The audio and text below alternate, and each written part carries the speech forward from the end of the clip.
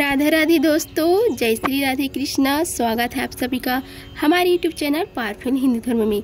आज हम आप सभी को कार्तिक मास में कथा अध्याय 5 का रसपान कराएंगे। आइए रसपान कीजिए कथा अध्याय 5 का।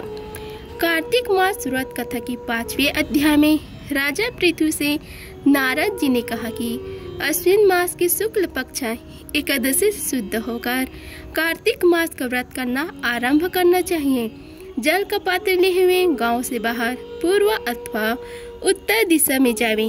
राजा पृथु बोले, हे मुनिजन, आपने कार्तिक और माघ मास का विस्तृत फल का कहा। अब इसके विधिवत स्नान की विधि, नियम और उद्यापन की विधि भी आप हमसे कहिए। नारद जी ने कहा कि आप विष्णु भगवान के अंश से उत्पन्न हुए हैं, अतएव यह बात आपको मालूम ही है। तथापि मैं यथोचित विधान आपसे कहता हूँ, उसे सावधान मन से सुनिए। अश्विन मास की शुक्ल पक्ष एकादशी से शुद्ध होकर कार्तिक मास का व्रत करना आरंभ करना चाहिए। इस व्रत को करने वाला सर्वदा रात्रि के चौथे पहर में उठे, जल का पात्र लिए हुए गांव से बाहर पूर्व अथवा उत्तर दिशा में जावे। हमेशा दिन में अथवा संयम काल को कान पर जनेऊ चढ़ाकर, पृथ्वी में तीर्ण को बिछाकर, सिर को कपड़े से ढककर, फिर मुंह को यत्न पूर्वक बंद कर, थूक तथा श्वास को रोककर मूत्र का त्याग करें। रात्रि के समय दक्षिण मुख करके बैठकर मल मूत्र का त्याग करें। अपने लिंग को पकड़कर उठे तथा मृतिका और जल से सावधानी से धोकर दुर्गंध को नष्ट करें। तब शौच क्रिया पूर्ण करें। एक बार लिंग में 3 बार हाथ में, फिर शीर्ष तथा हाथ में 2-2 बार, 5 बार गुदा में और 10 बार बाएं हाथ में, दोनों हाथों में 7 बार मिट्टी लगाकर अच्छी तरह जल से धोवे। यह शौच विधि गृहस्थों के लिए कही गई है। ब्रह्मचारियों को दूनी, वनप्रस्थ को तिगनी और सन्यासी को चौगुनी अधिक शुद्धि करनी चाहिए। जो शुद्धि की विधि दिन में कही गई है, उससे आधी शुद्धि रात में होनी चाहिए। इससे भी अवधि अतुर और इससे भी आधी विधि यात्री को करनी चाहिए। शौच कर्म से रहित मनुष्य की समस्त क्रियाएं निष्फल होती हैं। जो मनुष्य मुख शुद्धि दातुर नहीं करता, उसके सब मंत्र निष्फल हो जाते हैं। अतएव दांत और जीभ को बलपूर्वक स्वच्छ करना चाहिए। हे वनस्पति, तू आयु, बल, कीर्ति, तेज, प्रभा, पशु, संपत्ति, ब्रह्म ज्ञान, बुद्धि, विद्या हमको दे। यह मंत्र पढ़कर दातुन वृक्ष से ग्रहण करे। यह मंत्र कहकर दूध वाले वृक्ष से 12 अंगुल दातुन लेकर करे तथा श्राद्ध और व्रत के दिन न करें। प्रतिपदा, अमावस्या, नवमी, छठ, रविवार, चंद्र तथा सूर्य ग्रहण में दंत धावन कदापि न करना चाहिए। कटीले पेड़, कपास, पीपल, रेड़ और निर्गंध वृक्षों की दातुन नहीं करें। तत्पश्चात फूल, माला, चंदन और पान इत्यादि पूजा सामग्री लेकर प्रसन्न मन हो भक्ति पूर्वक श्री हरि विष्णु गावन अथवा शिव जी के मंदिर जाएं। वहां देवताओं का अघर्य, आचमनीय आदि वस्तुओं को अलग अलग पूजन कर प्रार्थना तथा प्रणाम कर नृत्य आदि मंगल कृत करे। फिर तान, वेद, मृदंग आदि को बजावे, गावे और नर्तकों के साथ नाचे। फिर माला, चंदन, तांबुल आदि से उन गायों का भी पूजन करें जो गाय आए हो, क्योंकि देव स्थान में गाने वाले में साक्षात श्री हरि विष्णु भगवान ही मूर्ति है। एलो सत्य युग आदि को में विष्णु भगवान को तपस्या, योग और दान द्वारा उत्पन्न करते थे। किन्न कलयुग में अनुराग सहित भागवत गान है और भगवान को प्रसन्न करने के लिए प्रधान मान गया है। हे राजन, मैंने एक बार श्री हरि विष्णु भगवान से पूछा था कि आप अधिकतर कहाँ रहते हैं। यह सुनकर श्री हरि विष्णु ने कहा कि हे नारद, मैं वैकुंठ में अथवा योगिनियों के हृदय में ही रहता हूँ।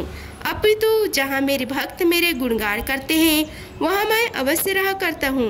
जो प्राणी चंदन, माला आदि से हमारे भक्तों का पूजन करते हैं, उससे मुझे जैसे प्रीति होती है वैसे ही प्रीति मेरे पूजन से भी नहीं हो सकती।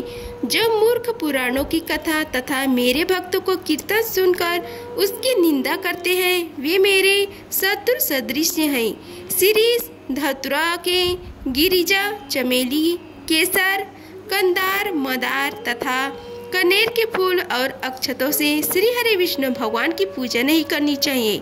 अड़हल, कंद, शिरीष, जूही, मालती, केवड़ा के पुष्पों से शिव जी का पूजन नहीं करना चाहिए।